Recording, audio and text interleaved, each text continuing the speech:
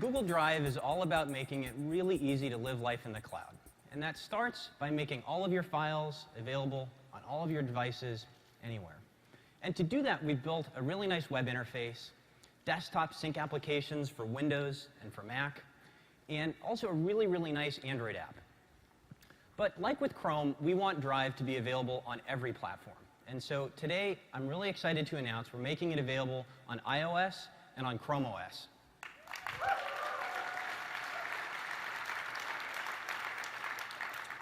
So let me start here on iOS, here on the iPad. Just going to zoom out a bit. And I'll just open up Drive. And you can see the interface is really, really fluid. It works just like you'd expect. You can browse through dozens and dozens of file types. Here, I'll pull up a photo. It's a bigger photo than I remember.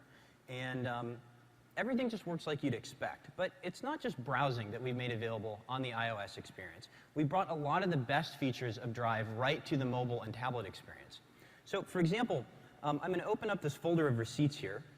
I'm a big nerd. I scan all of my receipts. But I was also too lazy to actually title any of these. But I know that somewhere in here, there's a receipt from the post office with a tracking number. So what I can do here is just search, and I'm going to type certified mail. I think that word was in there somewhere. And just like that, I can pull up the receipt.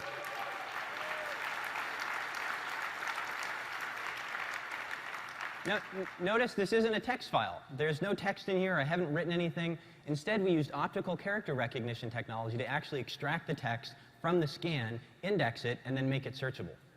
Now, the cool thing is that doesn't just work with text. Yeah, it's pretty cool. It doesn't just work with text, it works with photos, too. Let me show you what I mean.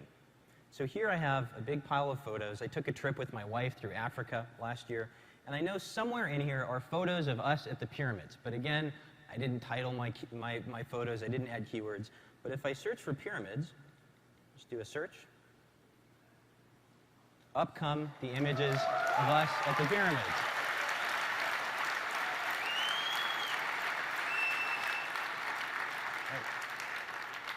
So again, we can actually use image recognition technology to peer inside of the images to actually understand the content. I don't have to do anything. No labels, no metadata, no nothing. It just works. So, of course, I don't always have an internet connection. And so Drive makes it really easy to just save things, cache them offline. So here, I'll just save this manual offline so I can read it whenever. And of course, at its core, Drive is about enabling sharing and collaboration. So I can add users to collaborate in documents with me right from the app. So here's, I think, a relevant document here. I haven't gotten very far, but I'm going to add Brian right here. He's now backstage, and we'll see if he has any other ideas. Give him edit access, and I've added him right there. So we'll come back to that in a second. So that's Google Drive on iOS. It's available for iPad, iPhone, iPod Touch later today. Check it out. We think you'll like it.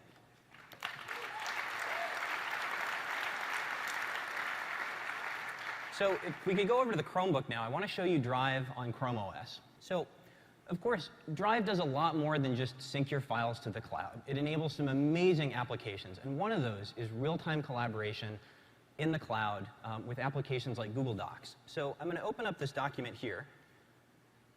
Oops. There we go. And I'm also going to pull it up on my smartphone and on my tablet. And here's everything synced across all of my devices. Right? Keystroke by keystroke, I can see these edits. Everything just works. Now, this last point is an important one. Google Docs works great if you're connected to the internet. But what if you're on a plane or you don't have a connection? What about then? We've been thinking about that.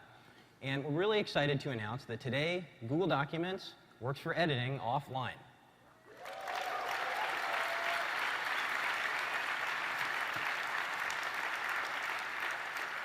So let me show you how this works. So what I'm going to do is we've turned off wireless on the laptop here, and I'm just going to unplug the Ethernet cable.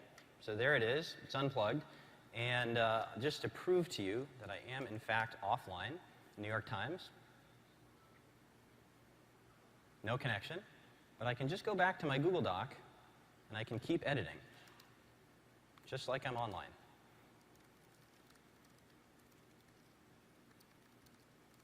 All the formatting still works, and you'll see that Google Docs, it's just noticed gracefully. I'm offline. All my changes are just saved locally to a local cache, and I can keep on without even thinking about it. It all just works without me even noticing.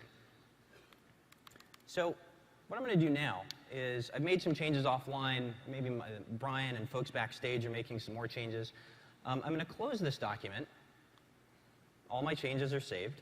I'm going to plug Ethernet back in. And now watch what happens when I open the document, because it's going to happen pretty quickly. I'm going to open it back up in Drive, and like that, it's going to be synced back to the cloud, and you'll see it across all of my devices, updated in real time. So let me open up the Drive web interface.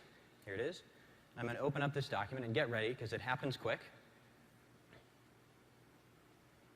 There it is. Everything just syncs.